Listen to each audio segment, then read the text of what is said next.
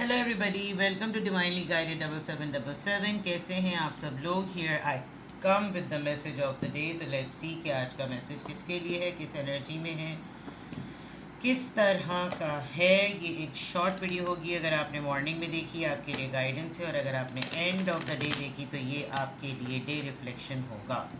Message आपने वही लेना है जो लगे आपको अपनी सिचुएशन से मैच करता हुआ। टैरो में ये मैसेजेस आए हैं, सब आपने अपने ऊपर इम्पोज नहीं करने और इनकी बेसिस पर आपने कोई भी फाइनल डिसीजन नहीं बनाना। अपनी प्राइवेट रीडिंग ज़रूर करवाएं। डिस्क्रिप्शन बॉक्स में मेरा नंबर मौजूद है। ये बहरहाल मैसेज ऑफ द डे है। हो सकता है आपसे मैच भी हो और हो सकता है बिल्कुल भी मैच ना हो, तो आपने फिर टेंशन नहीं लेनी है। सही है? चलिए, message of the day, message of the day, message of the day. 2 of Wands, Aries, Leo, Sagittarius, Temperance, Sagittarius, and Queen of Swords, Libra, Gemini, Aquarius। Wow, यानी कि होते होते होते तेरी ऐसी की तैसी। Bottom of the deck 6 of Wands। Oh my god, सारी की सारी आज फायर एनर्जी जनाब। एरीज, लियो, सेजिटेरियस सिवाय लिब्रा, जेमिनी, एक्वेरियस के। Very good. You are publicly known. आज आप ओवरऑल एनर्जी में ये है कि फेम, आपकी बातों की, आपकी चर्चा होगी, आपके डिसीजंस की, आपके ओपिनियंस की, आपकी राय की, आपकी सोच की।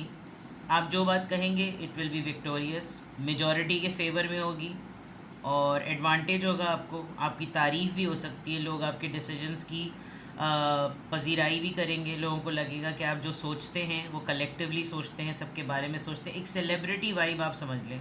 जैसे सेलिब्रिटीज़ को नहीं वाह वाह मिल रही होती है, तारीफ़ मिल रही होती है, प्रेज़ मिल रहा होता है।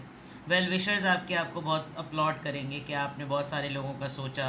इस तरह की बातें, सपोर्टर्स, क्राउड, ऐसी चीज़ें पहचाने जाएंगे कहें तो ये ज़्यादा बेटर है कि कलेक्टिवली आपने जो है वो एक ऐसी चीज़ को, ऐसा सोल्यूशन निकाला कि भाई वो सबके बेनिफिट के लिए। क्यों है ये? आपकी फैमिली का कोई मैटर आपने रिजॉल्व किया है। आप फैमिली प्रोवाइडर हैं। Yes, everything is related to family. Family, commitment, marriage. 10-10 का कार्ड आया है, दैट मीन्स समथिंग स्टेबल।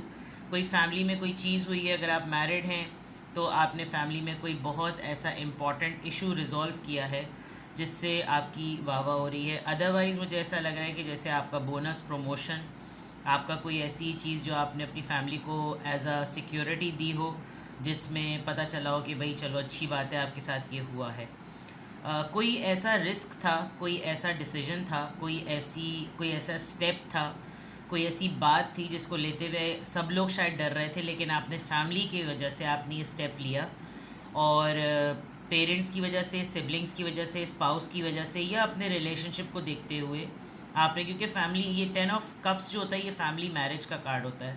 आप किसी प्रपोज़ल के लिए अग्री हुए हैं, ऐसा प्रपोज़ल जो कि बाकियों को समझने में, सुलझाने में मुश्किल लग रहा हो, बट फाइनली यू डिसाइडेड कि नहीं, ये ठीक रहेगा।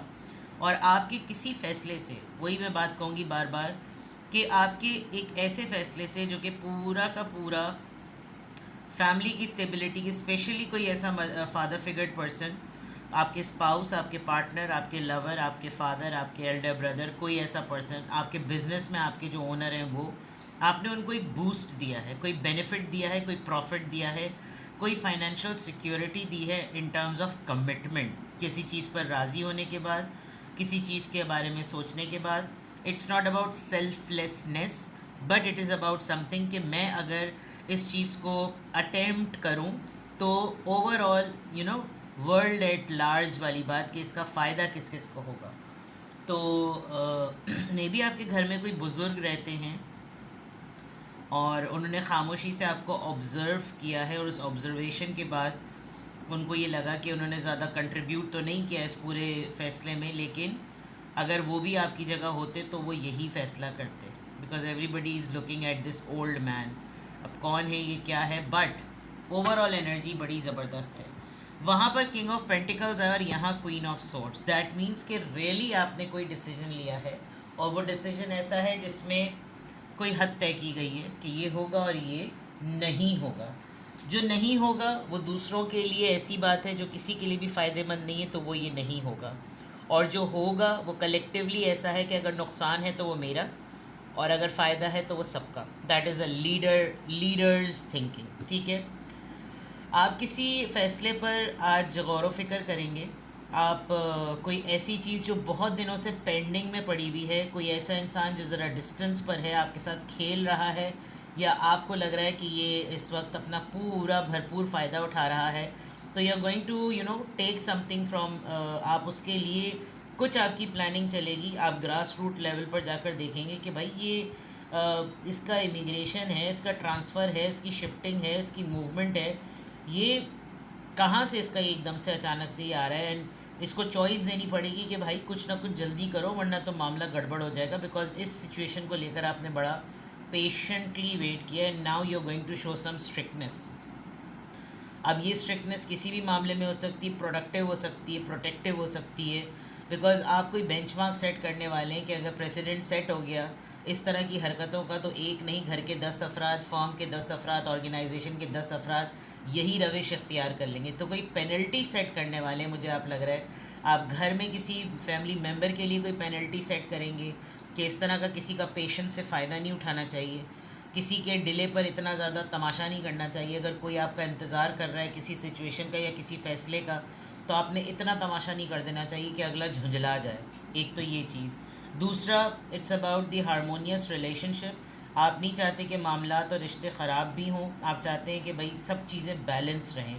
और पर्सपेक्टिव का फ़र्क है ये कि उन जो जिसके लिए चीज़ अप्लाई होगी वो अपनी एक सोच के साथ आएगा, आप जो उसके ऊपर अप्लाई करेंगे वो आपका अपना पर्सपेक्टिव होगा। बिकॉज जैसे मैंने कहा कि आप एक ऐसी चीज़ सेट करेंगे, एक ऐसा प्रेसिडेंट सेट करेंगे जो सबके लिए हो। ऐसा नहीं है कि कोई गलत चीज़ हो रही है तो फिर सब उसका तमाशा करना शुरू हो जाए, ये आप नहीं करेंगे। And that is going to create a very big big big impression जिसके ऊपर आपकी वाह वाह होगी। ठीक है जनाब, तो यहाँ पर आ जाते हैं।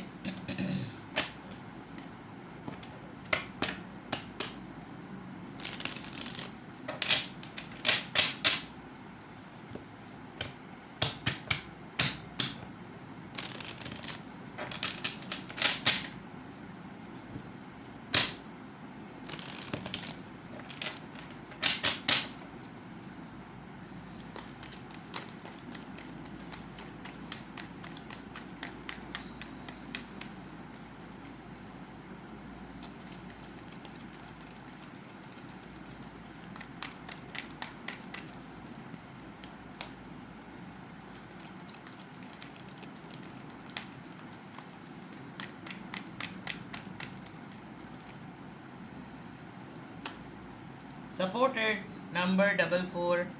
Your angels are encouraging you to continue on your present life path. ये भी थोड़े दिनों पहले भी मैं निकला था. With diligence and determination, and even greater success will come in the future.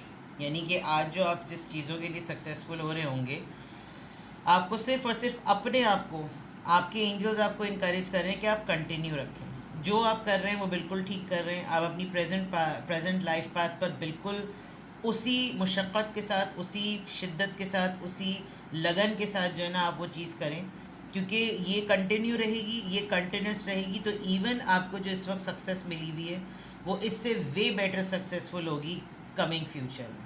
ठीक है ना जनाब, तो बहुत ही सिंपल सी चीज़ है। आज आपका दिन अगर मैं कंक्लूड करूँ किसी एक वर्ड में, तो it's about making right decision on the right time. ये सबसे इम्पॉर्टेंट आपके आज के मैसेज ऑफ द डे की बात है। कुछ भी आपसे रेजोनेट करे मुझे कमेंट सेक्शन में बताएं और अपना बेहद ख्याल रखें। आज के अफर्मेशन में अल्हम्दुलिल्लाह, I am happy, I am confident, I am strong and I am supported. अपना बेहद ख्याल रखिएगा। Bye bye.